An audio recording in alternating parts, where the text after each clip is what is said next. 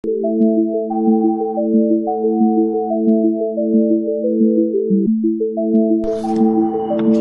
keep turning until the audio begins.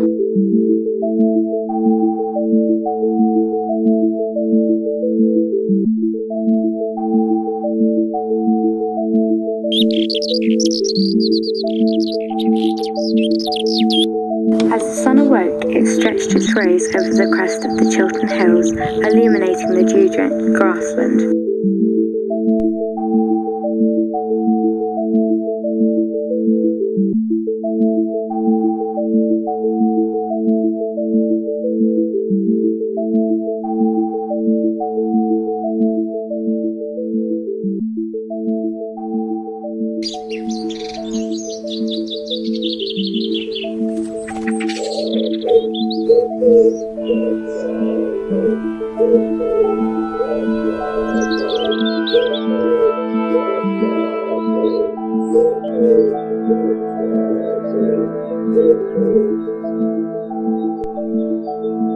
This wood is actually an oak tree that was about 25 feet to the right of me. It was a dead oak that's been over there.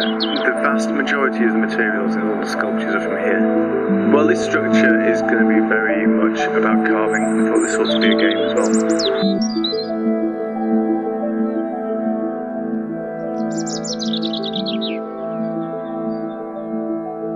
You close your eyes and you place your hand on the surface of the piece of oak, and then you choose a path, and then you'll work your way around the surface of the wood, and maybe you go in and out of crevices and through holes and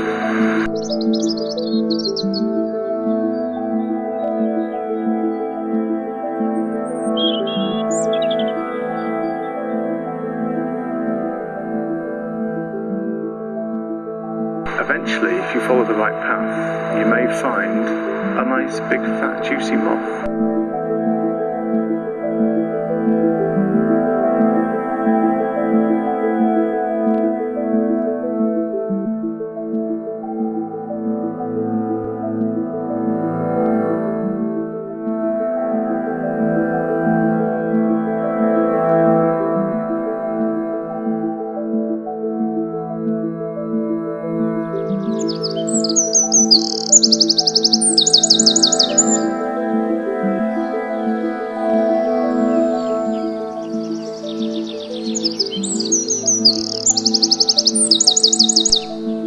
I've used these green woodwork techniques in all the sculptures that we've produced for the trail, and feel it sort of carries on the tradition of the wood where the old greenwood craftsmen once made their living.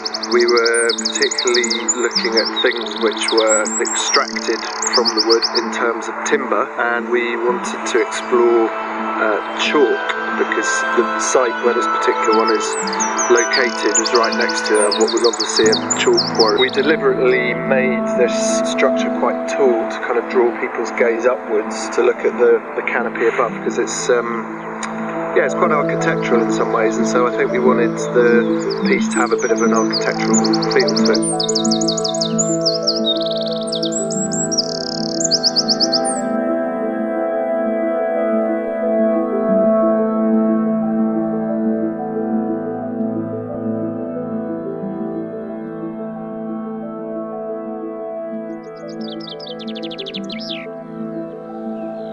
The dormouse one is very much about collecting snail shells or nut shells or pieces of coloured stone and basically placing them inside it or around it. Do anything to it, find some chalk and colour it in, or place a feather or place a knot. And I'd be very interested really to come back in a while and actually see. I'm hoping that it will evolve and take on a life of its own. The form is part nest and part nut, so it's very simple shape. It's woven in a chaotic kind of way.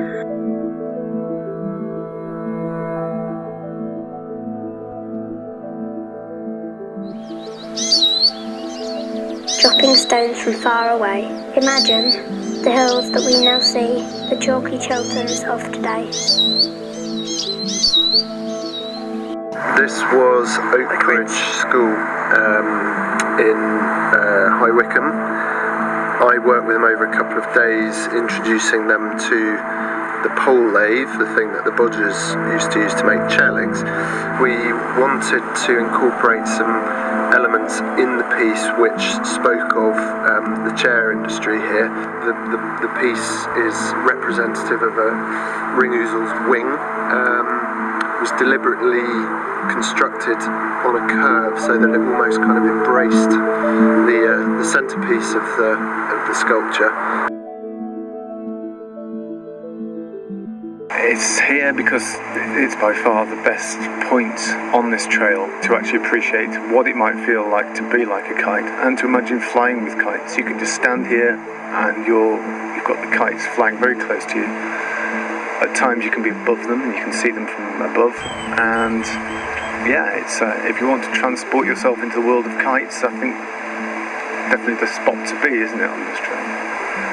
And I think that's what I really want from all of the sculptures that are here. It's like I just want a moment of empathy really with all of the creatures or with this place.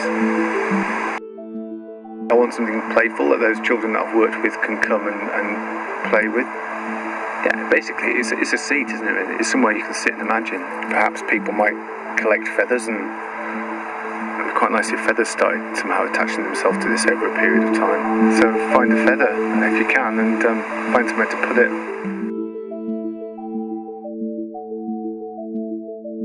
We looked at the hair and everything about the hair, mythology, folklore, stories. And came up with the idea of a sort of arch-like structure, filling in with these things called shingles, which also happen to be really good things for children to make.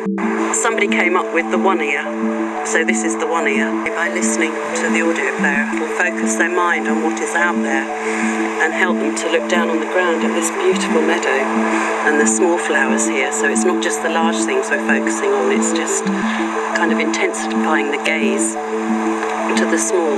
So that's why we wanted to make this place somewhere intimate, because it's speaking of something intimate.